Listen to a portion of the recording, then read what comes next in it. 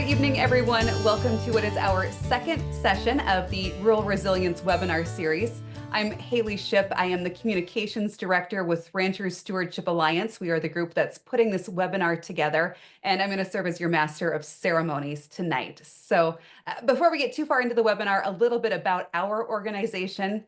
The Ranchers Stewardship Alliance, by definition, stewardship is the job of supervising or taking care of something. Now, that can be an organization or a property, but it's a responsibility that we do take seriously. At RSA, we steward conservation. That's through on-the-ground projects that support wildlife, water health, and vegetation, not just on one ranch, but really at a landscape scale. And then we also steward ranchers, and that's through cost share programs, education, relationship building, resiliency building, and inspiration. And we also work to lastly steward our communities. That's both those geographic rural communities that we are in, and then also that broader network of people who just share a vision for a thriving ranching future. Founded over 20 years ago by a group of ranchers, RSA does remain rancher-led today. Our mission is to help multi-generational and beginning ranchers build trusting relationships and community-based solutions while stewarding healthy working landscapes and encouraging vibrant rural communities. Now, even more powerful, our vision extends beyond today. We believe in a future where ranching and rural communities in the northern Great Plains are so successful that ranch families never have to sell or transition their land out of agriculture. A future where opportunities abound for new agriculturalists and where people, economies, wildlife, and working landscapes thrive together. It's a big job, but it is one that we are passionate about. So for more information, you can check out ranchstewards.org, which Mary is dropping into the chat right now. So you've got direct access to that link. Now on to the main event. I can talk and talk, but that's not what you're here for tonight. This webinar series is all about resilience. For us, resilience is about thriving. It's about equipping you with tools that make a difference, not just financially, but also in finding joy and enthusiasm in what you do every day.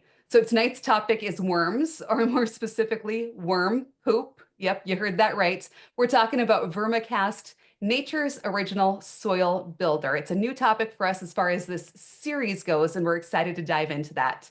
So just a heads up, tonight's webinar, along with our January discussion, which was on goats, are available on our YouTube channel. And we'll call on Mary Oxart, again, our RSA Education Program Manager, and tonight's tech support to drop that link into the chat for a replay of that first webinar in case you missed it. You can watch it again on our YouTube channel.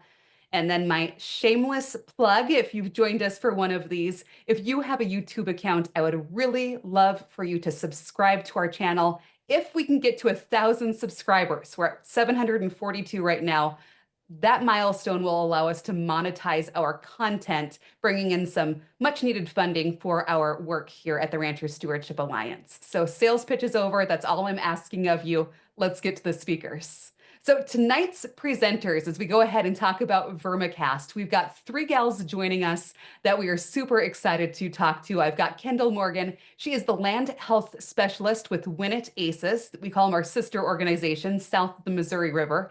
Kendall is committed to advancing on-ranch innovation and experimentation with a master's in environmental science and training through Nicole Masters' CREATE program. She leads the ACES Soil Health Program, helping ranchers adopt regenerative soil practices through testing and strategic planning. Her goal is empowering ranchers to enhance their most valuable asset, and that is their soil. We've also got Connie French. Connie is a rancher and now the president for the Ranchers Stewardship Alliance. She ranches south of Malta with her husband, Craig.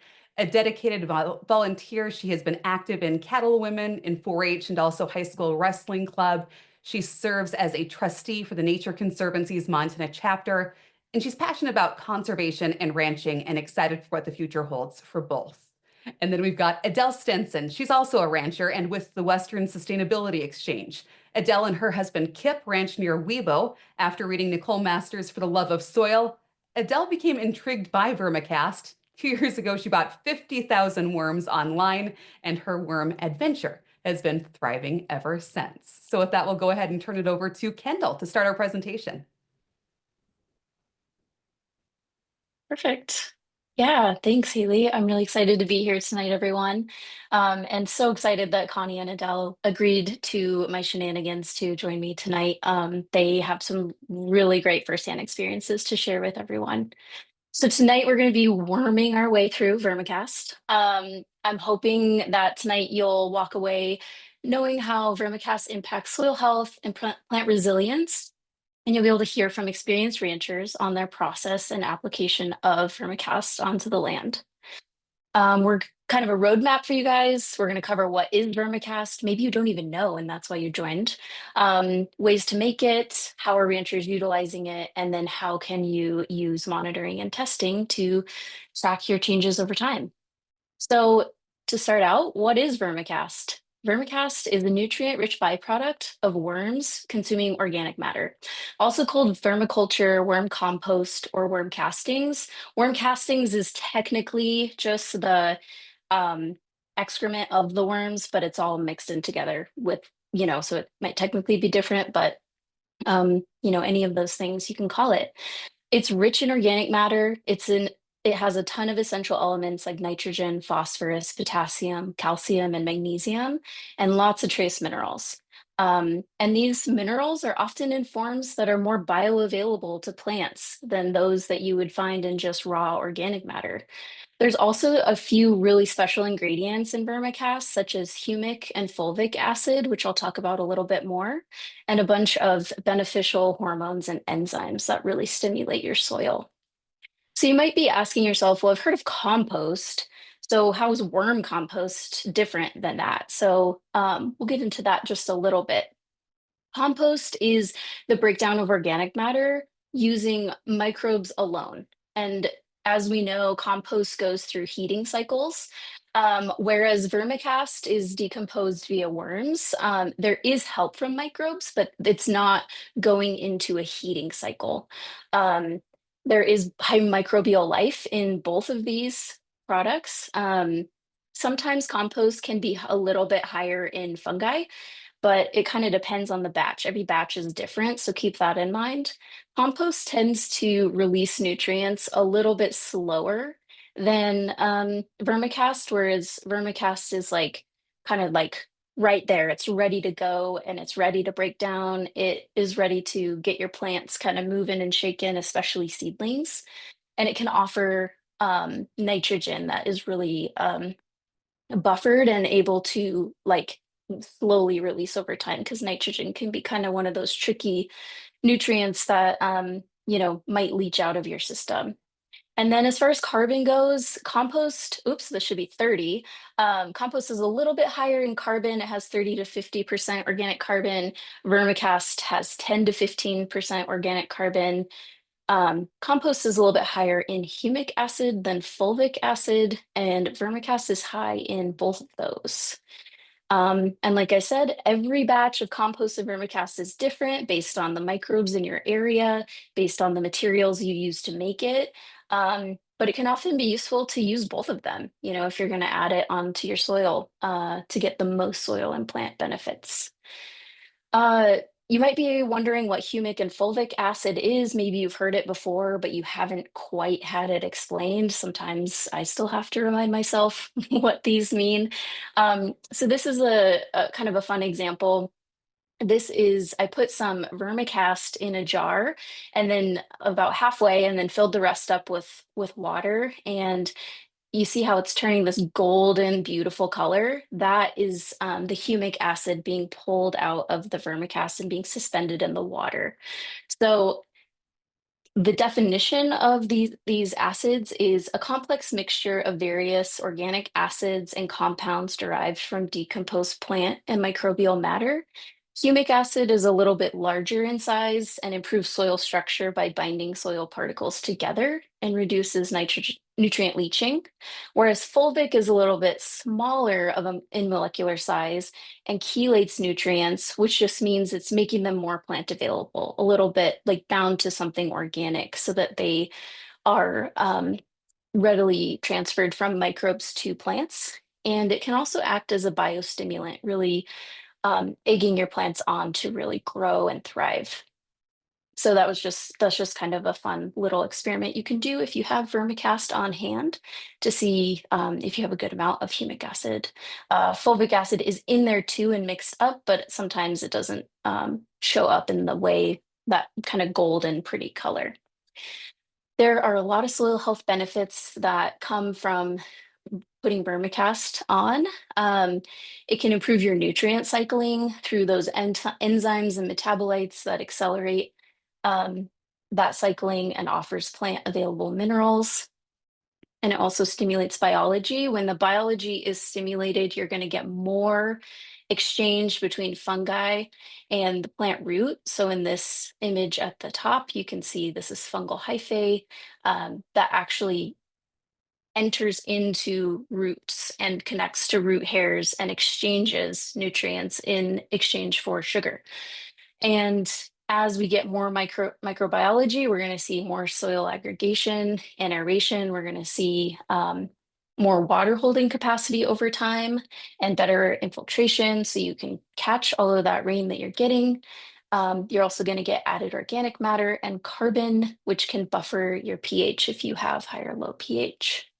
There's a lot of plant benefits as well.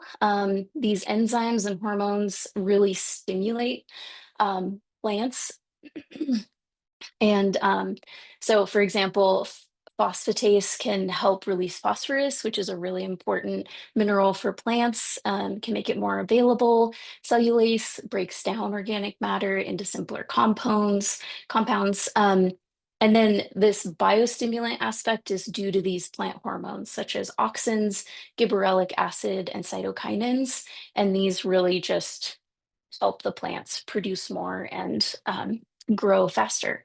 So something that you can look for on your plants is when you have rhizosheaths on your roots. You want your roots to be coated by a thin layer of soil, so that that just is telling you that there's a really good exchange between microbiology and your plant. So your plant is getting everything it needs. And then you can also look for in your soil, especially on little pieces of roots or woody material, you can look for fungal hyphae. Sometimes you can see them with your naked eye, which is really, really fun. And then not only this, but when we are impacting the microbiology of our soil, you are getting really long-term benefits because seeds actually have their own microbiome. There's actually endophytic fungi and different types of bacteria that can be passed down from generation to generation. And, I mean, this is something that farmers and seed savers have known for a long time, but passing this down really ensures that you're going to have resilient plants that are well adapted to your situation and are more drought tolerant and stress tolerant. So let's get to the worms. Worms are so fun to learn about. I love them. I know that I have two worm nerds on here with me that are excited to talk to you about stuff. There's three different types of worms. Anisic worms, they go really, really deep, maybe sometimes 6 feet to 10 feet, sometimes deeper. There's endogenic worms, which kind of stay in the top couple layers of soil and really are working that soil, aerating soil. And then there's epigeic worms, which stay right along the surface and break down litter on the surface. So what we are utilizing with compost worms is this epigeic type of worm. Generally, we are going to be using red wigglers, um, and they take 40 to 60 days to get to adulthood. They can live a couple years in the right condition, which is really cool. And they're quite prolific. They lay a lot of eggs, they reproduce very quickly. And this is something that you really want if you're going to be breaking down a lot of organic matter.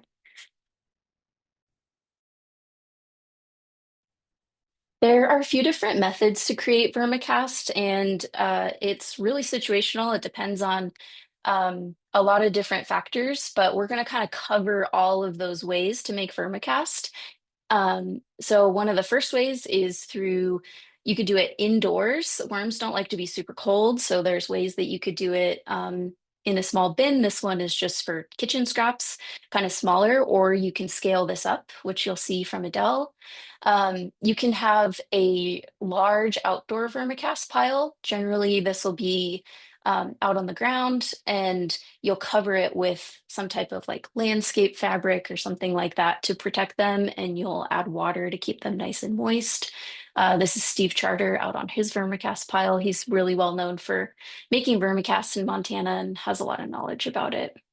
And then one of the kind of cutting edge and really new and exciting ways to make compost is through a Johnson Sioux bioreactor. And this is a way where you're making traditional compost, you're putting in your materials, it's going through a heat cycle, and then after it cools, you're adding on worms. And this is what creates something we call biocomplete compost, so that you're getting the benefits of both compost and vermicast. There's a lot of different ways to utilize vermicast on your ranch. I'm going to cover four approaches. I'm going to kind of go and cover them generally, what it looks like, and then Connie and Adele are going to go into a lot more detail. So the first would be inoculating seed. You can also make a vermicast tea or extract. You can make a compost or vermicast slurry, or you can just add it onto your land dry. And if you're asking yourself, Kendall, this sounds like farming. Like, I'm not a farmer, I'm a rancher. This is Ranchers Stewardship Alliance. Come on. I totally get that. This approach might not be for everyone. But what I'm hearing as I work with ranchers across Montana is that they're saying, hey, I've been doing adaptive management or regenerative ranching for, 10, 15 years, sometimes more for this long, but I've kind of hit a plateau, or I have these troubled areas that I just can't seem to get a response from. That's where people are making these incredible products using available materials on their ranches, and then they are able to see a result that they might not have gotten before, or they're already out there planting seed and they're just adding in some vermicast and getting extra biology out there. So this might work for you, or it might not be the right fit. That's totally fine, but I hope you learned something new along the way.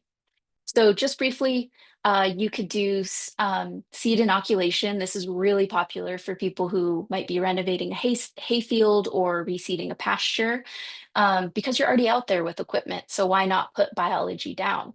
You can inoculate your seed, either dry or well, you're not exactly inoculating your seed, but you're putting it down in to the furrow as you're planting. You can add that vermicast into the seed box at 30 to 50 pounds per acre. But something that will stimulate it a little bit more is if you create a tea, or what some people call a batter, and apply it to the seeds. Some people use a backpack sprayer and a tarp or a cement mixer, depending on the volume of seed that you have. And this is also a great time to add in other nutrients like humates, fish hydrolysate, or molasses, depending on your soil and plant needs. That seed microbiome will respond to this biology, and it will make stronger connections with soil biology, and you'll have a healthier plant over time. You can create a compost tea or extract. In this picture, you can see a compost tea being created. A tea is bubbled, so it looks so delicious. And you will put that vermicast into a bag that is really porous, but holds back the bigger pieces so that you're just getting a fine liquid that you spray out onto your plants. An extract is similar, where you're putting that vermicast into a bag, but you're not bubbling it. So an extract isn't quite as microbially active as a tea, but it's still a great option for you. It is the most involved of the approaches that I mentioned, but you might see the biggest short-term response in your plants, or if you're really trying to boost photosynthesis or nutrient density in your plants, or they might be going through some stress. This is a great option. And it's often best to use a mix of compost and vermicast if you have it on hand, but either one is better than nothing. Be careful of your pH and your electrical conductivity so you don't accidentally burn your plants. Your water source could be a culprit here with salinity or sulfate issues. And generally, people will put this on around 25 gallons an acre, but I've seen people do it at a higher rate. The next option is a compost slurry. So a slurry is where you're not putting that vermicast into a bag. You're letting the solids be put out on the field. So it looks a lot chunkier. Um, It takes simpler machinery than making a tea. You need a tank, an agitator, and nozzles that are large enough for solids to pass through. So this nozzle you can see is really big so that you can let some of that vermicast through. Um, it's not as microbially activated as a tea, but one of the positives is that you are getting more soil contact, and the microbes have protection since you're putting them out there with solids. They have food that are going to get them through if conditions aren't perfect when you put them out. Again, consider your water source and maybe test out your ratios in a jar to make sure that it is the right consistency that will be able to go through your nozzles. You can also, if you don't want to deal with getting anything wet, that's totally fine. You can do just apply vermicast. I'm just calling it compost here as well, just vermicast, vermicompost. You can add it into your seed box at 30 to 50 pounds an acre, and then it's just put down with it. Or you can just straight up use a manure spreader and put on kind of as much as you want. The pros are that you get more soil cover, which is a tenet of the six principles of soil health. It's really important, especially if you have bare ground. This could be a really good option for you. You're getting a solid carbon form that's going to give you long-term soil benefits and protect that soil over time. And the microbiology still has a food source. The cons are it's not as activated as a tier slurry. And it's best to put it on in the spring before rain if possible. We all know that that never quite times out, or it rains too much and then you can't go out there. But it takes a large volume of product. So this is something people might utilize on a troubled area. So I'm going to pass it over to Connie. I think you guys have heard enough from me. Those are the basics of Vermicast, and now you're going to get to hear firsthand experiences. Hey, thank you, Kendall. I always learn so much when I get to listen to you talk about this stuff. I sure do appreciate all of your knowledge. It's been a huge help for us. Um, I will start out telling you how I got interested in Vermicast, and I think the main thing, the main time was listening to Nicole Masters. I got to see her in Glasgow, and she was talking about worms and Vermicast, and I was sitting next to Marissa Sather, and we looked at each other and we said, somebody's got to do this. So I started in on it. And our son at the time was interested. He had a few worms and in North Dakota, and I visited him there and brought home just a handful of worms in a coffee can. And I just put them into a tote and started trying to build up our population. And the picture on the right is what a tote looks like. This is how I started. I had some leaves. I think there's some shredded paper in there, probably some cow manure, some dried cow manure or composted cow manure, horse poop, plenty of water, and then I put the worms in. And and then so that's what it looked like from the top. The picture on the left is my current indoor worm bin, and I keep it in our mechanical room where it's a little bit warm. I put some boards underneath it so it gets a little more aeration, a little more air. I don't know if you can see them real well in that picture, but I did drill a lot of holes in that Rubbermaid tub to make sure that they're getting plenty of air. So I think the next slide will show you what that looks like on the inside. So that's the tub that you saw on the left-hand side now looking down on it from the top. You can see I've got a lot of stuff in there right now. They really love bananas. They're all swarmed around the bananas. I've got avocados, some eggshells, and there's been a whole bunch of other stuff. But that started out looking more like the bin that was on the right-hand side of the last slide with leaves and large things. And this is what they turn it into in a short amount of time. Um, I am not a very good worm mom. I tend to forget about them sometimes, and they are amazing how resilient they are and how hardy they are. The worms at my house have to be tough because I do forget about them sometimes. But it sure is rewarding to go down there to put some kitchen scraps in there and go down a week or two later and see that they will have just disappeared. All of that hay or straw or leaves, whatever you've put in there, just disappears and becomes this really nice, rich, dark material that I use in my houseplants and my garden and also on the ranch. Um, when it comes time to harvest, if we want to go back one, Kendall, I'll talk a little bit about harvesting the vermicast. So there's a lot of different ways to do it. And you can go on YouTube or any of the books that we've got some resources that we'll list at the end, but there's all kinds of different ways to harvest the vermicast. One of our favorite ways for when we're doing it just on a small scale is just to throw a piece of plastic over the kitchen table or old shower curtain, dump that bin in the middle of the table and grab a cup of coffee or a cold drink and sit down with a few friends and have a couple of buckets, one for the worms and one for the vermicast.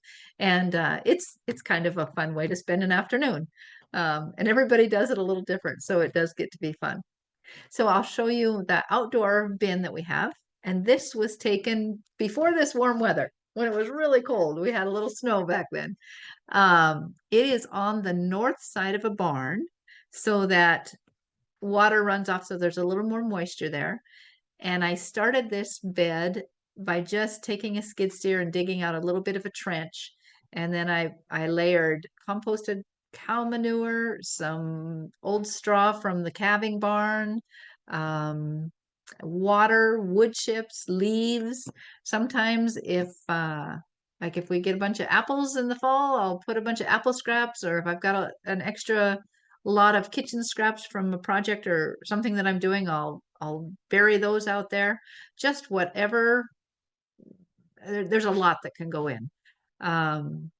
No meat or oils. I try to keep that out, but any kinds of vegetables, cardboard works, shredded paper works. And then for wintertime, this is my third winter with this pile. And I will water it really good in the fall and then add some food. And they really seem to like composted cow manure. So I'll add a fair amount of composted cow manure. And then I bury it with a foot to 2 feet of good loose straw to keep that heat inside. And those worms do seem to generate a little bit of their own heat as they're being active throughout the winter. And then a lot of times I'll put a landscape fabric over the top. This year I just put pallets over the top to hold the straw in place so it didn't blow away. I have in the past had to put chicken wire over it because the pheasants have come in and dug down and eaten my worms, the buggers. And it's amazing to me. Then I'll pull all of that off of there in the spring and dig down, and those worms will be just fine. So we'll go on to how we use some of these. So this is some seeding that we were doing in some old farm ground. We've been trying to reclaim old farm ground, and we had a no-till drill that we borrowed from a neighbor, and we bought vermicast, dried vermicast from Steve Charter in Billings, and then we added the vermicast to the seed right in the seed boxes, as well as we put humates in with it, and we also put molasses in. And it just was applied right down in the furrows. Seemed to work really well. We got a lot of vermicast spread out into the field and dispersed very well. Unfortunately, you can see on the bottom of that photo, that was in 2020. And with the drought, we did not get much of a response. So, and that was some pretty tough ground. So we're still working on that ground, and we may do some more applications in the future. I think we've put enough seed and amendments in that soil right now, and we are just now starting to see some of those grasses sprout. So I think probably we'll just graze it for a while and see what happens, and then kind of reevaluate with Kendall if we need to do some more vermicast or compost applications. Okay, and go to the next one. So this is a Johnson Sioux bioreactor that we made not last summer, but the fall before. So we made it in the fall. And in that middle photo and the one on the right, you can see that it's we just took a hog panel and we made it into a circle, and then we lined it with landscape fabric. And it doesn't show in that middle photo, but you can see in the photo on the right, there's some PVC pipes in the corner of the shop there. And those were down in the middle of the mix to provide aeration. And then after that set up a bit, we pulled those out. And we did have a little bit of an issue with having to go back in and open those back up because they did start to collapse a little bit. The mix that we put in there was wood chips and composted cow manure. and then lots of water. And then we mixed it all together really well, layered it in there, put it on a pallet so we could use our skid steer, and moved it into the shop where it was about 40 degrees all winter. Kept watering it all winter. We did have a cover on it, another little piece of landscape fabric. And I think in that middle photo, you can kind of see the mushrooms growing. We had so many mushrooms. It was really amazing. And we had a frog that decided to come live there. I think we even saw a salamander in there one day. I don't know where all these things came from, but anyway, it was fun. And then, so after that sat all winter, then we went on and we used the Johnson Sioux. Again, it was on a pallet, so we could use the skid steer and put it onto our flatbed. And so we took that unit, and by that time, of course, it had shrunk down considerably. Borrowed an agitator from another neighbor, and that's on the left. We would put a couple of buckets of the Johnson Sioux Vermicast. Oh, I forgot to say, we did, just like Kendall had mentioned earlier, after it heated up, then we added worms. And we didn't add a lot of worms. We just added a few handfuls, really. And it was amazing that next spring and summer, how many worms were in that Johnson Sioux bioreactor. And they're very prolific. So anyway, we to extract it, we put it in the agitator, bubbled it around, and then we borrowed a sprayer from another neighbor with a special nozzle because there were some bigger chunks in there. And I think we added a little powdered milk to it as well, and put that tea or extract into the sprayer. And then we sprayed our hay meadows with it in June. And we just happened to get lucky. And it was either almost about to raining, or just after a rain when we were able to apply that to the fields. And with the vermicast and compost that came out of that bioreactor, we were able to treat 200 acres. And here are some results of that treatment. So we took forage samples of the vegetation. This was in the fall. So we applied the vermicast or the tea in June, and then this was fall when we took these samples. And it had been grazed. And this is some of the regrowth of the plants after, let me think, on this particular field. We may have grazed it before. I think we grazed this before we applied the tea. But you can see that the sample, we did strips, so that we did some of the field was treated, and then some of the field right next to it was untreated. So it was the same field, same grazing treatment. The only difference was the application of the tea. And you can see the differences, that the compost samples, all of the highlighted numbers were nearly double the nitrogen, phosphorus, potassium, calcium, magnesium, sulfur, and boron. So that was pretty exciting. We're really curious and excited to see what those fields do this year after wintering over, if we still have some of that carryover effect. All right, I think that's it for me. I'll pass it off to Adele.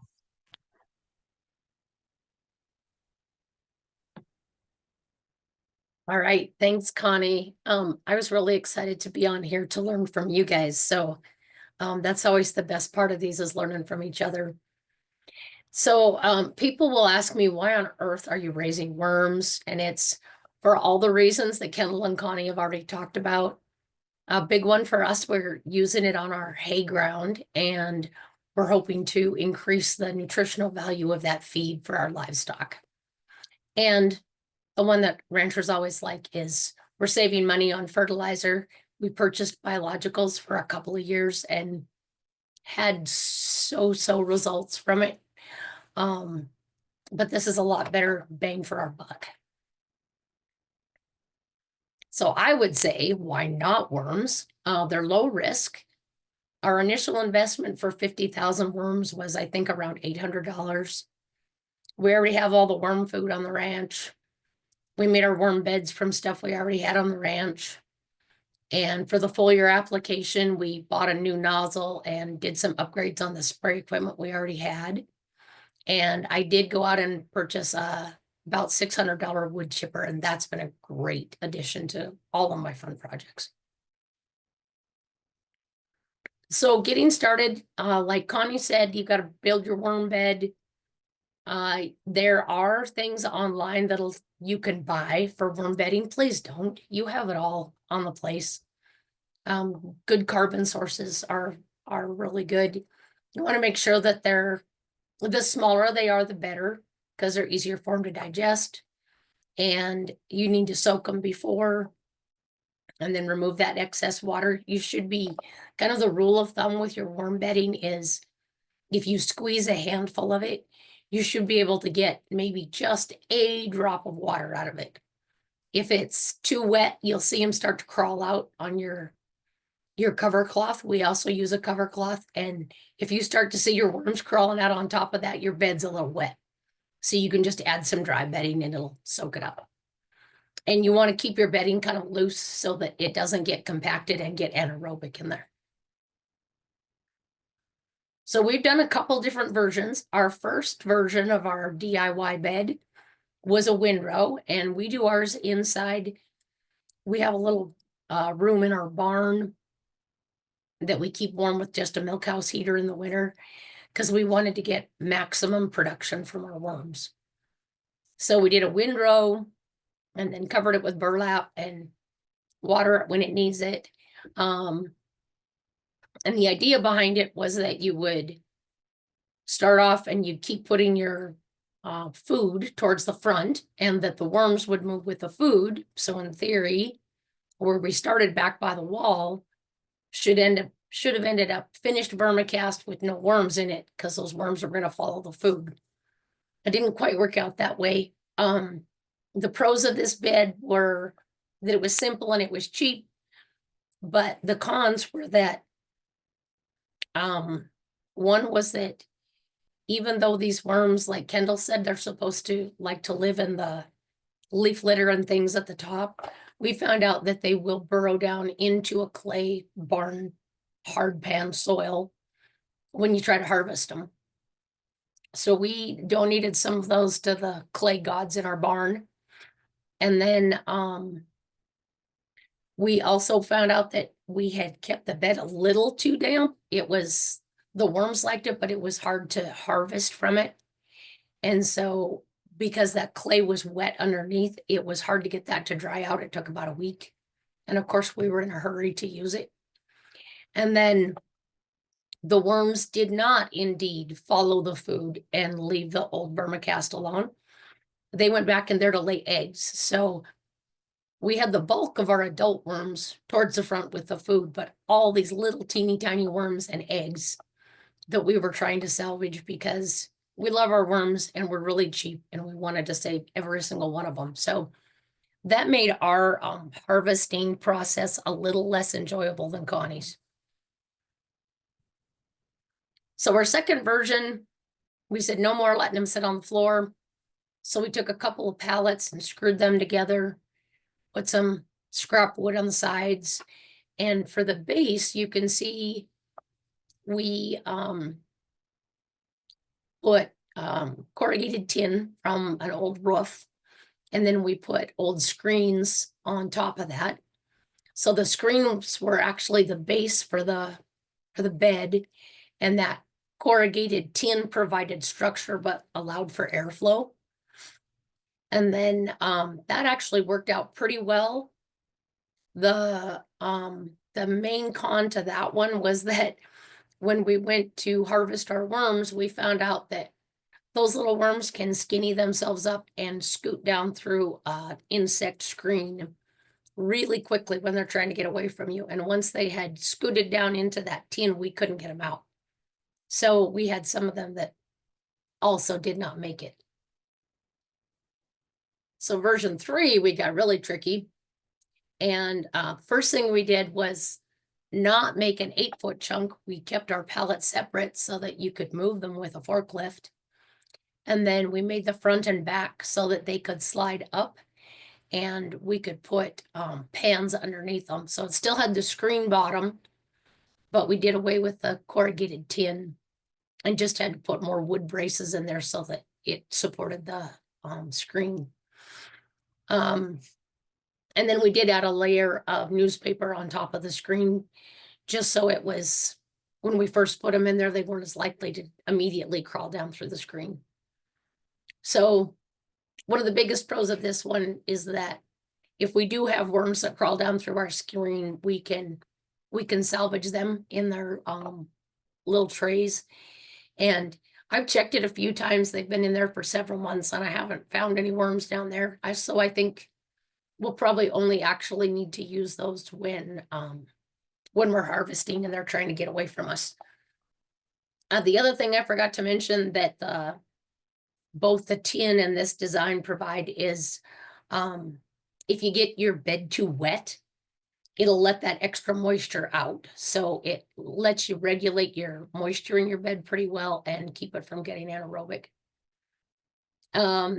So the other pro, the airflow was good, can catch our worms, and being able to keep those separate.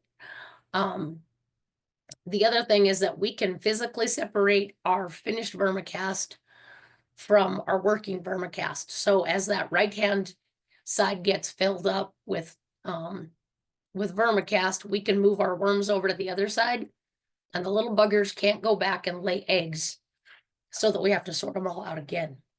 You'll see on this one on the right-hand side, there's some white strips going across there. Those are little grow lights, because in one of our mini podcasts, it said that you should try to grow things in your vermicast, because then those microbes are feeding off of the roots and you're getting so much better microbial life.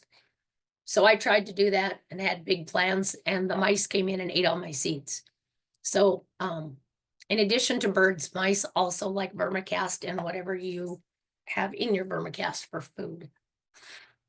And then the only con of this one was that when you slide up that those sides, you lose a little bit of your vermicast. But like I said, we'll probably really only use that feature when we're harvesting anyway, so it won't be that big a deal. For food options, I try to use a variety of things, because the more different sources you've got, the more sources of micronutrients and things that you have, and you'll get a greater variety, more biodiversity in your little miniature livestock. So I grind up eggshells in my old food processor, because for the calcium, of course, but also because worms have a gizzard, and so they like a little bit of grit to be able to make that gizzard work. For our ranch waste, we also use both horse manure and cow manure. I don't use the manure out of the corral anymore, as far as like the stuff that's been scooped up in the tractor and has had time to age, because we discovered in our very first batch that we picked up a lot of clay in that, and it caused us a lot of grief later on, and I'll whine about that in future slides. Leaves, wood chips, and then the one thing that we've done is our kitchen waste. We use Bokashi composting method. And so you put it in this tub and you sprinkle these essential microbes on it, and it basically ferments that food waste. And it lets you use a greater variety of food waste. And it starts to break it down for the worms a little bit, so they go through it faster. But like I can put chicken bones in there, and I can put onion peels, kind of stuff that the worms don't normally like. It sort of neutralizes the pH a little bit for them, I think. You have to follow the directions with it and let it age a little bit, or it can be a little too acidic. And I would not use it in an indoor bin, because despite what the promotional stuff will tell you, it stinks. It smells like old food. And so I would not use it in an indoor system, but in my bigger system, the worms really like it. And if I get something in there that they don't like, they've got enough space to get away from it and just leave it alone.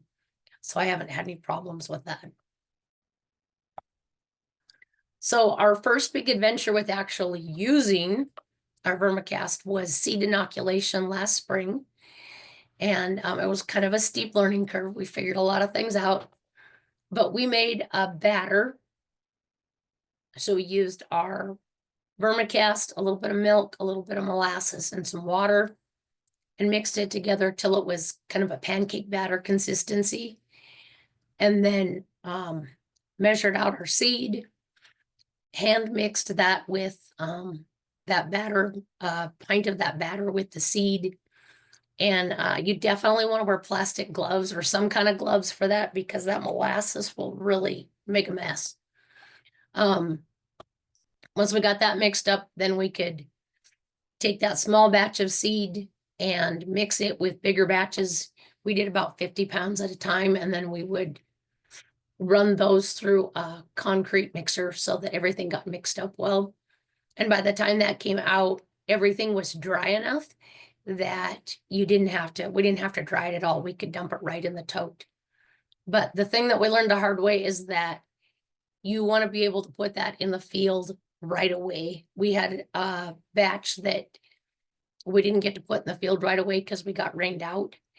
And we actually inoculated it a couple times because we kept getting rained out, and had almost no germination on it. And when I asked Nicole Masters about it, she thought that the biology may have actually sort of eaten up some of the essential things that seed needed to be able to germinate. So if you're using this method, you want to make sure that you can get it right on after you've done it. We had some kind of cool field results. So this very first batch we planted late May, I think, or early June. And there was one little triangle that Kip ran out of seed. So it didn't get any inoculant, and it didn't get the rest of it was a annual cover crop mix. I think it was 5 or 6 different seeds in it. And so that last stuff where he ran out was that barley? There was some cereal rye, and it didn't get any inoculant. So I went out there about a month later. You could actually see the difference almost right away. But this is about 3 weeks or a month in. And in that top left-hand picture, the little plant on the very left is the stuff that was not inoculated. And the stuff on the right is the stuff that was. And then in that next picture on the top right, you can see a very definite difference between the height in those two patches. And then the bottom left, right along that wheel track, you can see the stuff to the right didn't get inoculated and the stuff to the left did. But the really cool thing was, so we harvested this annual crop this summer, and then we inoculated a batch of mixed perennial seed and planted that. And that picture in the bottom right is that field in November. And the green is the stuff that in our very first batch got inoculated, and the stuff that's brown, it looked good this summer, but by November, it had cured off the stuff that didn't get inoculated the first time. And then you can't really see it in this picture as small as it is, but all of the land around that field is all brown also. So this field sits out in farm ground and a lot of hay ground, and this was the only field that was still green at the end of November.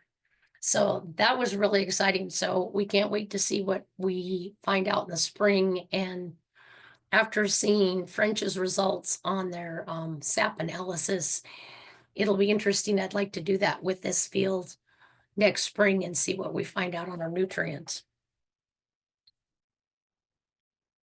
We also did some foliar application, and this is where we found out that we had a lot of the clay intermixed in our vermicast.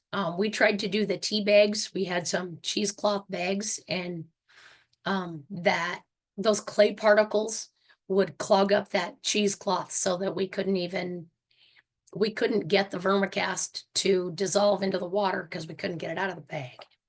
And so we ended up instead having to wash all the vermicast through a fine screen. That'd be that one on that top left that you can't see really well, but it's like an insect screen. And then we would let the clay particles settle out to the bottom and pump that out into our totes. it was a miserable, awful, no good process. So the other reason that there will not be any more clay going into our Vermicast. If we had done a slurry, which is like what I think we'll do next year, we could have used a bigger screen because we have a bigger nozzle that we bought. We got it from a company. I'm not sure how you pronounce it, but it's VETE. And it's a brass nozzle. And it's got a 2/10" orifice on it. So it's a little bit bigger and can take a little bit bigger chunks. So we could run that through a 1/4" trommel screen and be able to spray that out pretty easy and not get quite as fussy as we did last year. So then we also experimented with our first Johnson Sioux, and this is just a different way to do it. So we can get those IBC totes for free from Ag Pro, and they we took out the bladder out of the middle and just kept the frame, and we cut them into thirds and covered each third with the landscape fabric, just like Connie did. And then when we went to fill it, we used, instead of using the PVC pipe, a fella had given us some wire tubing. And so we tried that with the idea that we could leave it in and not have to pull it out and not have to buy PVC pipe and drill it out. So we used that and just set it into the base of that, that metal base that they've got on those totes. And for an old lady like me who's lazy and out of shape, it was really nice to only have 1/3 of that at a time that we had to fill up. So we weren't having to try to lift over the top, because it's about a ton of material that you put in one of those. And it's a really long day by the time you get handling it, that wet material. So once that bottom third got filled up, then we put the next chunk on, and we just used zip ties to hook them together and filled that up and then put on our top. And so it was completely full in July, and we used a variety of things. We used cow manure, horse manure, some corn stalks, shredded bark, some hay, and some shredded leaves is what we put in ours. So the picture on the left is what it looked like in July. And then last week I took off the, we're down to the bottom third. And so 2/3 of that have settled out in that time. And you can see a few of our little worms crawling around in there. And just like Connie said, we watered a little bit and try to keep the moisture about the same as we do in the worm bin. It's a little harder in this because you can't really tell so much what the middle is. Our tubes have caved in a little bit on this very last chunk. They were good through the first 2 layers, and then about 2 of them have got caved in a little bit, but they've still got some airflow, so I think it's going to be all right. Just a couple of tests that we've done at home, just because we wanted to make sure that we're what we're putting out actually has some good activity in it. Just a simple pH test. And part of the reason I was motivated to do that today was thinking that maybe I'd been putting too much bokashi in there and I might be making my bed too acidic, because worms don't like an acidic bed. So I just dumped some in a cup, and it literally takes 1 second to dip your test strip in there, and you can tell what your pH is. So it was right at 7. That was cool. Another one that we got, and I'm not advertising for anybody, this was just a test kit that we found. Seems like it worked all right. You can test your nitrogen, phosphorus, and potassium. And I don't know, it takes about 40 minutes to do the test on all of them. And then this last one is basically to just tell if you've got very much for microbes, and then also what your ratio is between your fungal and bacterial. So the blue circle, you can see one of these we did in the spring, and that was the batch that we did in the spring that has the lower microbial activity, was the batch that had all of that clay in it. And so they were both out of the same bed, but by the time we did the one later in the summer, we had that clay pretty well cleaned out of there and weren't adding any more to it. So my theory is that the first stuff was diluted with clay, was part of why it wasn't as microbial active. It just wasn't as much pure vermicast. But you can see, so you can see that MBC is whether you've got just overall, whether there's very much activity, and then the red circle tells you your fungal to bacterial ratio. And if you look at the lettering up above that, it like the one was let's see, I can take my glasses off here, was 0.5 fungal to 1 bacteria. And then in the better one, it was actually 1.2 fungal to 1 bacteria. And our soils here are pretty bacterial dominant if they've got much of anything in them. So we're trying to kind of boost that fungal where we can. And then in that bottom left, you can see that's just the results of the ones that I did last year. So it gives you a little bit of a history where you can just glance at it and see what you've got there too. I think it was $60 for the kit, and then you download a free app. And it takes about 45 minutes or an hour to do. And so again, it was just sort of a way for us to see not only does that batch work, but maybe like what maybe trends, like what works better than something else when we're doing it. So for this coming year, we're really excited to get the chance to try our Vermicast mixed with our Johnson Sioux and make as much as we can of both of them. And we intend to do more of the inoculated seed. And then Kip was working on getting a setup so that we can actually also put some liquid vermicast down in furrow behind our no-till seeder. So you'll have the inoculated seed plus the extract going in behind it. So hopefully we can really get some things going. And then we'll also do some foliar and probably some slurry. So that's kind of our plan for 2025. Thanks so much, Adele. Yeah, thanks. You're so resourceful. I love it. I just want to close out and cover just the last few things. I feel like we're covering a lot tonight. I had to keep reminding myself this is Vermicast 101, not 501. So, you might have to go back and watch the recording and pause things. I just wanted to kind of cover a little bit around Vermicast safety and then monitoring and testing. So source your materials locally or source Vermicast locally if possible.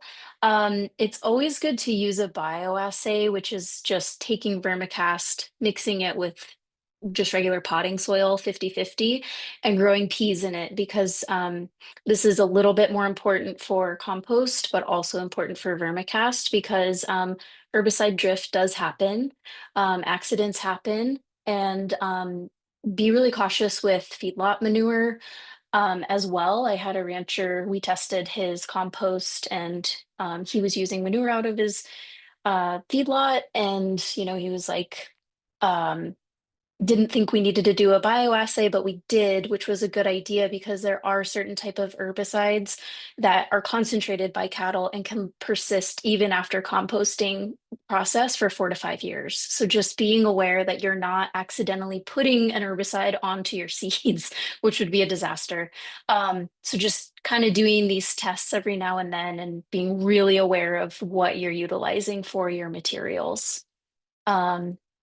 And then you can test, you can do at-home tests like Adele did, or you can send off your vermicast for testing. I did that when I worked with the Frenches. We sent them off for mineral levels and biology levels just to make sure that we were in a good range. And now we feel really confident in that. We wanted to make sure that everything was aerobic, that there weren't any pathogens and everything great. You can also use a microscope if you have one.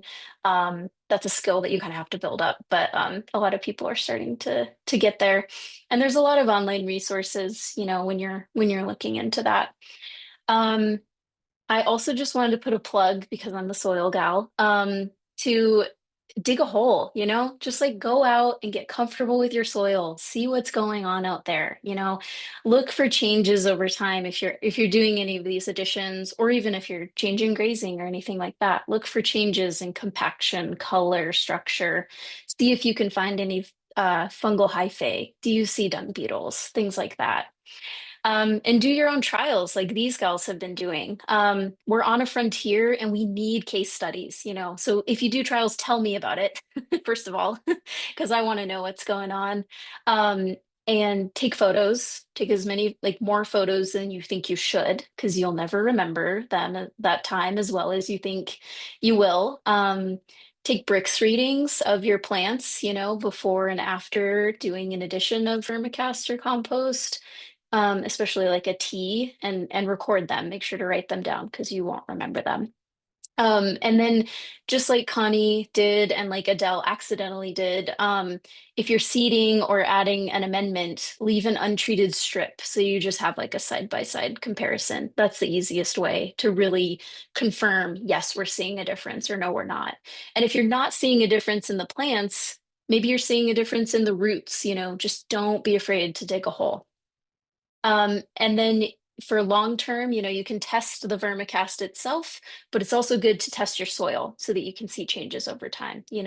It's in our area, since we're dry and cold, you don't really need to test more than every 3 to 4 years at one given area. But, it's still a new and complex field. People are, I always try to do a mineral test to understand the mineral balance, but there's also PFLA, Haney, enzyme tests, and genetic tests to understand your microbiology. And are you influencing it with this vermicast? Um, Talk to people like me if you have questions or need guidance. And also doing what works for you. Like, the everything that you saw tonight was through years of like trial and error and successes. So you're not going to change the world overnight. You're not going to, inoculate your entire ranch. That's probably not going to happen, in just a year or two. But each small step gets you closer to where you want to be. Use what you have. You don't need an expensive piece of equipment, even just small iterations, even if you just tested it out, with like a backpack sprayer, just to prove to yourself like, hey, this works. Or if you just do a little bin in your kitchen, it just points you in the right direction, and then you can slowly build that up over time. You don't have to go out and build an entire Johnson Sioux bioreactor tomorrow. It's okay. um and something I really keep pushing is work with your neighbors. Some people just have a gift for creating amazing compost and vermicasts, and other people are like, I don't want to do that. I don't want to deal with worms. I don't, and that's okay. But, maybe you have um, a type of machinery that someone else doesn't have that you could lend. Some people are willing to pay for these products, while others are like, I'm willing to spend the time to do it. So talk to your neighbors, start getting these little, community systems going, because I think that's the next step in really making a difference on a larger landscape. Um, if you are going to do a trial, start with your best ground close to your house first, one, so you see it all the time and you can observe it a lot. And also, you might see a response on your better ground first. Most people want to go out and address their ground that is really looking rough, and you can do that too, but it is good to confirm we are going to see a difference, because it's going to take so much more input to see a response on your really rough ground.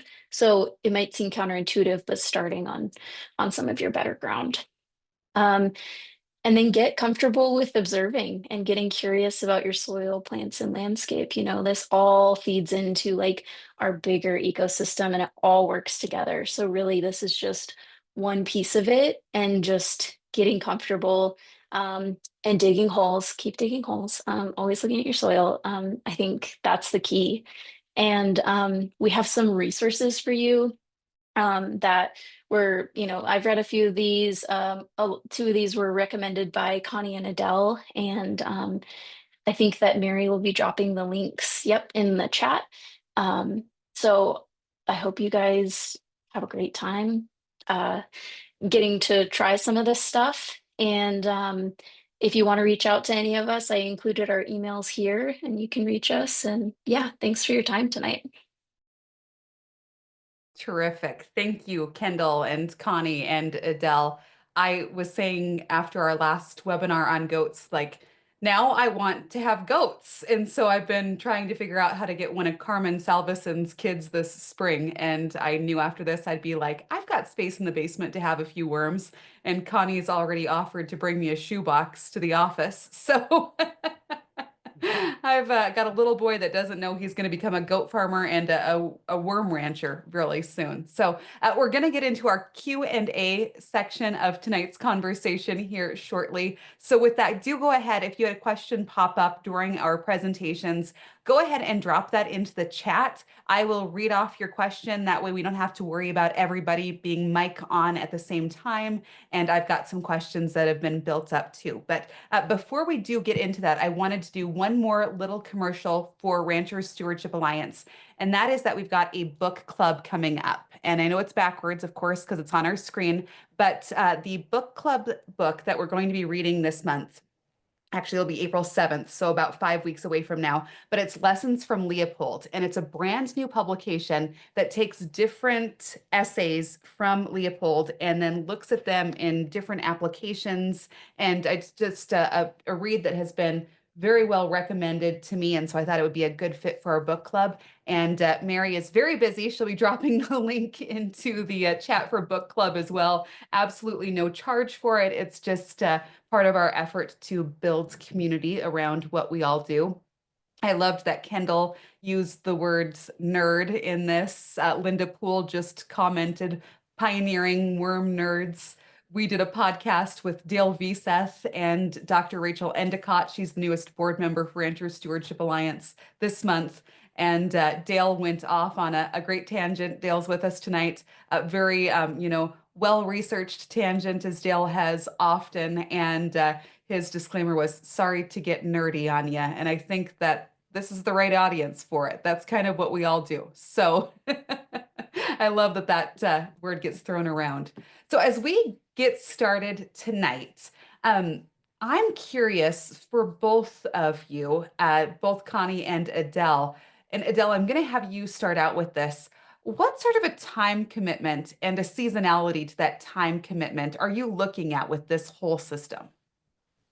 So taking care of the worms and the Johnson Sioux once it gets going is minimal. Every couple of days I go out and check the moisture, and if I'm going to be gone for 4 or 5 days, then I'll feed the worms more. And if I'm going to be doing it daily, then I'll feed them a little bit less, so I don't have to worry about getting fruit flies or whatever. But it's really, really easy. Actually utilizing it and getting the worms separated from the vermicast, especially at scale, that can be a little bit labor intensive. But I really do kind of enjoy it. Like, I don't know. I like worms. I don't know. It's kind of exciting because it just feels like life as you're handling it. It's cool. I just was part of a call the other day, and they said that whether it's a farmer or a rancher, your bodies are tired, but your soul is alive, because so often the work is exhausting, but it's so fulfilling to play in the dirt and to breathe the fresh air and see the blue skies. So I think a lot of people can relate to that. Connie, tell us about your system. You said that sometimes you can ignore them for a while and they seem to do Yes. pretty okay with it. Yes, they do. What is your input? Same as Adele's. Really, getting them started is not a big deal. There's so many different ways, and they're really pretty forgiving, I think. You can make a few mistakes, and maybe they're not doing so well. It gets a little wet or it gets a little dry. So if it's a little wet, you add a little dry material, and then kind of get things balanced out again. They are really forgiving, and absolutely the hardest part is separating them, harvesting that vermicast, and then using it. And if you're going to use it on a larger scale, if you're just using it in your garden or your houseplants, it's not too difficult. You can make yourself a tea. You can just mix it in with the soil. You can spread it on top as a mulch. There's lots of different ways that are pretty simple to use it on a smaller scale. But that larger scale does take some commitment, some time. Yeah, our experience when we were making our tea to spread out, it was a long, tedious process, and I wasn't as involved as much as my husband and my son, and it was still a long process. They had to put a lot of time and effort in, and it was the first time, so of course there was a learning curve. Things broke down. Had to try one thing and it didn't work, so you go to something else and try another thing. So yeah, hopefully it'll get easier as time goes on, and we keep searching for easier ways to do it. So I think we may try to do just a spreading a bit of the dry vermicast this summer in some areas and see if that's a little easier. So speaking of doing this on a larger scale, one of the questions that we got in our chat was, do you think it would be possible to keep the tea clean enough to run through a pivot? And Kendall, you replied and said, yeah, you can. And if you're nervous, it might be safer to use a liquid humic product, but we can talk more about it. So now's your chance. Kendall, what's the answer to that one? Yeah, the people have kind of been kind of playing around with that a little bit, and I would say be really, really careful because clogging all your nozzles on your pivot would be horrible, and I know people have done it. Um, I think if you really can sift it out and making sure that there's not clays in it, because clays are so small and they're hard to find, and Adele knows that that was a really tough process. Um, yeah, like being really careful is what I would say. And then like I'm saying a liquid humic product because then you would get the benefits of the humic acid that's in there, but it would be something you could buy that is fully filtered and you wouldn't have to do all of that. Um, or some people have put like fish hydrolysate or other, stuff through their pivots. And there's certain ways you can do that depending on the style you have that I'm not super familiar with, but I have people I can get you in touch with. Yeah.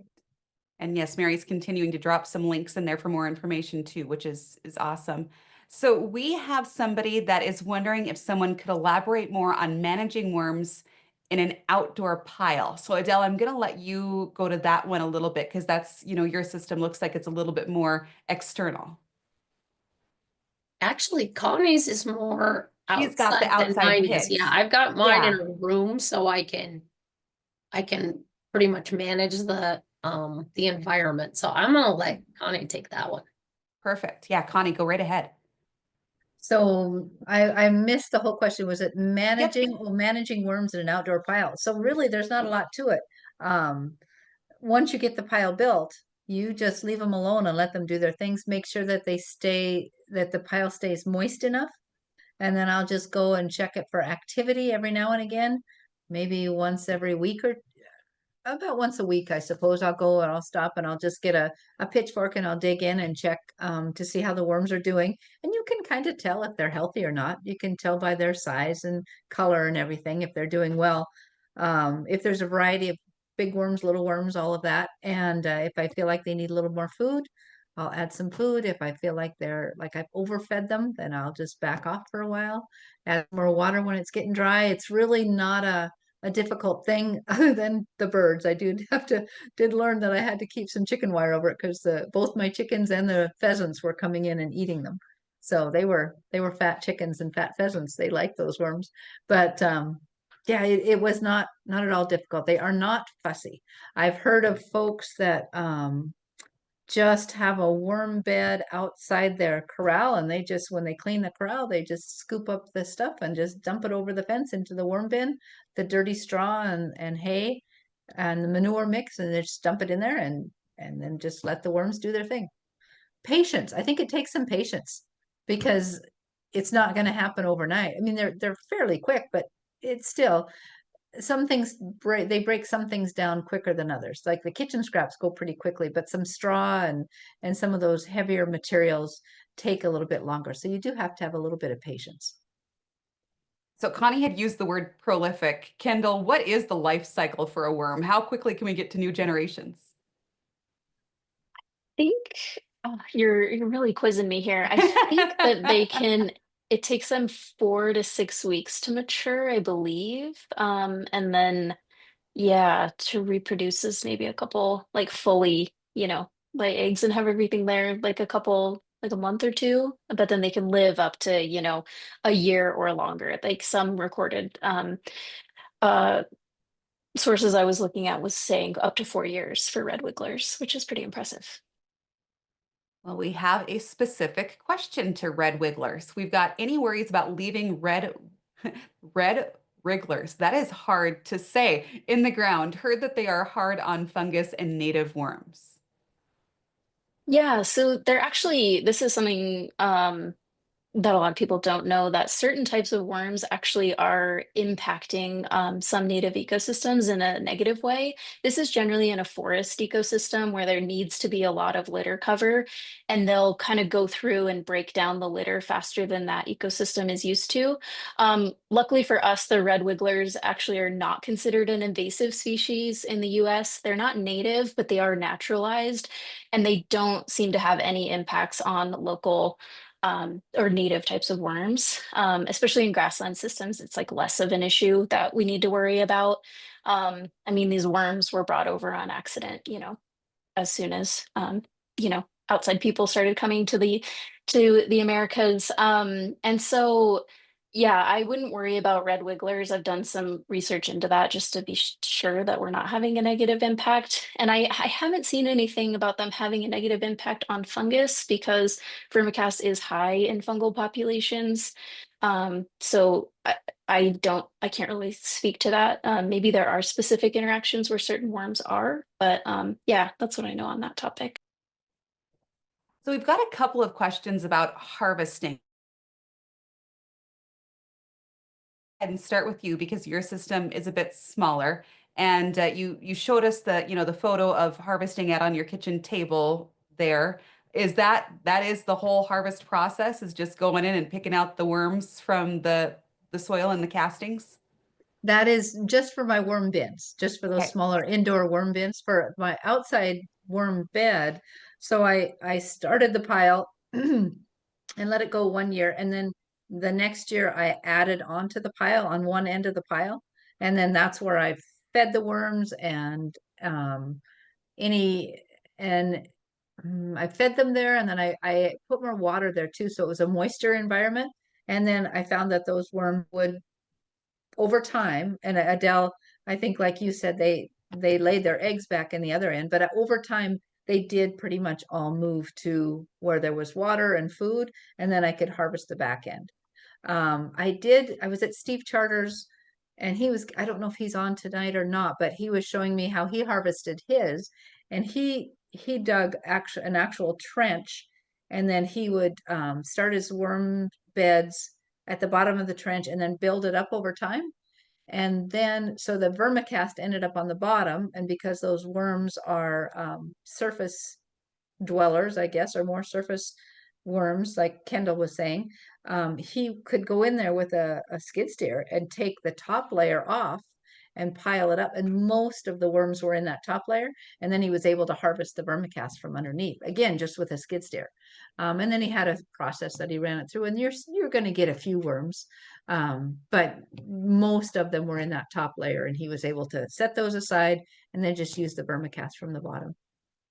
And we did, like when we were doing our agitation and stuff, we killed a lot of worms. I mean, when we were doing it, we just did. We didn't get them all. We didn't sort them all out. Yeah. Adele, and you kind of just showed us the systems that you'd used, again, trying to coax them from one end to the next so that you could have them sort themselves out, if you will. And you've had some trials and errors with that. But anything else to add about that harvest process?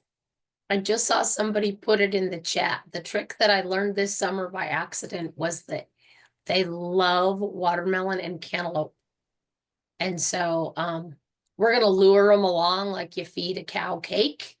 We're gonna teach our worms to follow the pickup and go where we need them to go. So yeah, that's one of the things we're gonna do. And then that first bed we kept way too wet. We kept the old vermicast way too hospitable for those worms to go back in. So instead of being kind of find almost like coffee grounds, it was mud. Like it was way too wet. So yeah, trial and error. And then the other step is besides getting the worms out, is getting the big chunks out. So like we'll use a screen trommel and to get our big chunks out that haven't really broken down all the way. And then they can either go back in the worm bin, or they can go in the compost, or they can go in the yard and be kind of already be inoculated and do their thing there. So Connie mentioned her son was already into worms, so you sort of had an inside dealer. But Adele, where does one go about getting 50,000 worms at once? Is this just a website we hop onto, or how do you make that purchase? Yeah, I just ordered mine from Uncle Jim's Worm Farm, and I am still not convinced that I got 50,000 worms, but I am not going to count them. So I just had to go with what I had, and they've been pretty happy worms. Oh, you went on to mute there, Adele. Sorry. I got mine from Uncle Jim's Worm Farm, and I think that's one that a lot of people use. Great. Kendall, when it comes to the worm species, I know you had shown, I think, 3 different types there in one of your first slides. Is that pretty much the species that people go to with worms? And is this Uncle Jim's Worm Farm just the go-to in the industry too? Yeah, pretty much. The ones I showed, I got that image. They weren't specifically for like composting worms. It was just an example of each of the types of worms. But Uncle Jim's Worm Farm mainly uses red wigglers. They offer a few different types, but I wouldn't suggest them for our area. There was like a few, like there was an African type of worm that I don't know how often people use, but I would suggest sticking with red wigglers. All right, just dropped the link in there. No advertising dollars are coming in from Uncle Jim's Worm Farm tonight, but maybe I should have pitched that. So we've got Patty said she was the one that dropped that hint about feeding watermelon or cantaloupe. She says old rotten alfalfa and straw is an excellent food source, makes amazing microbe counts when you test the product. So that's good to know. Dale is wanting to know about high sulfate well water from the Judith Formation. So Kendall, I'll let you tackle that one. Yeah, that's a great question, Dale. That I would say I'm not too worried about it if you're watering your vermicast piles or your Johnson Sioux. So we tested Craig and Connie's, and I'm assuming they're on the same water type as you guys. We tested their Vermicast and Johnson Sioux for mineral levels. We didn't see super high sulfur in the results. We weren't seeing anything out of the norm there, and we saw really good biology levels. So I wouldn't say it's affecting it there. I was a little worried about using that water in the compost tea or in a compost slurry because that can affect the microbes. And so if they do that tea again, I'm really hoping that we can test the pH, test the electrical conductivity, and maybe even look at it under a microscope just to make sure everything's still thriving. We didn't quite get those answers. But it seems like it still came through amazing. And as we saw with those leaf tissue tests, also they added in powdered milk, which they have very high magnesium in their soil, and the calcium in the milk probably really also gave those plants a boost because high magnesium can suppress calcium uptake. So we haven't quite been able to tease apart which was which. But it seems like it was okay as of now. But I do still have a lot of questions. So it's a really good question, Dale. I We've would got just add that I know one of the things Nicole really recommends is using rainwater if you can. And that's one of the other things we're going to try to do is do more rainwater, like with the big totes just off of the farm, the ranch buildings and stuff. Yeah, that's what I was going to mention too, Adele, is that I do try to use rainwater as much as possible, but we still have to use some water. I pump it out of, or I'll go scoop it out of Beaver Creek, and that can be high sulfates. So there is some high sulfate water going into the worm beds, but rainwater as much as possible. got to rain. Yes, I know. Yeah. Go scoop up that snow as it's melting out there right now. So Gabrielle has a question about how long you can store vermicast after separating the worms out. So anybody take a stab at that one? How long do you store that product before you put it into your application? most of the stuff that I've read, and Kendall and Connie, maybe you got something different, but it's like up to a year. The fresher the better. And we try to keep it moist enough that it doesn't dry out so that those microbes can continue to thrive. And then like last year we got all efficient and weighed some of it out so that we knew what we had when we were ready to use it. And we would just throw a little handful of worms in there too to kind of keep things going, because there was always enough material in there to feed those worms. So that's just kind of one of the things that I've seen as far as keeping them fresh. And then we had to make sure they had airflow. So if we put it in a plastic container, we drilled some holes in that. Yeah, I fully agree with that. Using it as soon as you can is best. But I would say that if it did sit for 2, 3, 4 years, don't throw it away. Like still use it. It still has benefits, But for as far as getting the most microbial benefit and stuff, Adele is totally right. You can store it. You'd be surprised how dry it can be, and it still has enough water to kind of stay alive. And like that jar that I showed with the like golden liquid in there, that was already 2 years old, and you're still seeing that like it's able to pull out that humic acid. So yeah, within a year is ideal, but you can store it longer because life never turns out the way you plan it. All right. Well, I think we've gotten through our list of questions in the chat, and we are almost up to 8:30. So Adele, Connie, Kendall, thank you for joining us tonight. I knew it was going to be fun and a great conversation, and it sure was. So thank you for joining us. We are dropping right now into the chat a link that's to a survey that we would really appreciate you taking. Let us know how we did tonight, what ways we can improve. It's a great educational tool as we try to just determine what best to bring you as far as educational products go within the Ranchers Stewardship Alliance. So we value your input. I know that there's more fun things to do than taking a survey, but it's short, I promise, and we would really appreciate your insight. We do also have 2 more rural resilience webinars that are coming up. They are going to be the 4th Thursday. We continue on that schedule in March and in April before we let you go for the summer. And next month, it's going to be cashing in on your calf crop. And we've got Jessica Sperber joining us. She's with University of Nebraska-Lincoln. And basically, we're looking at when you go to sell calves, are they all natural? Are they no hormones? Do they have a black hide? All of these different value-added programs that are out there, looking through the data, which ones consistently add value when you're marketing your calves. So that's going to be the discussion next month. And then in April, managing risk for ranching. We're going the insurance route. We'll get the ins and outs of pasture, rangeland, and forage, or PRF insurance. And our guest presenters are going to be Brad Beck and McKay Erickson. They are with Red Summit Advisors. So you can look for those ones. You don't have to sign up again. You are already on the list since you took part in tonight's webinar, and you'll just get some reminders in your email as those approach. So with that, we'll go ahead and call it an evening. Thanks for joining us here on Rural Resilience.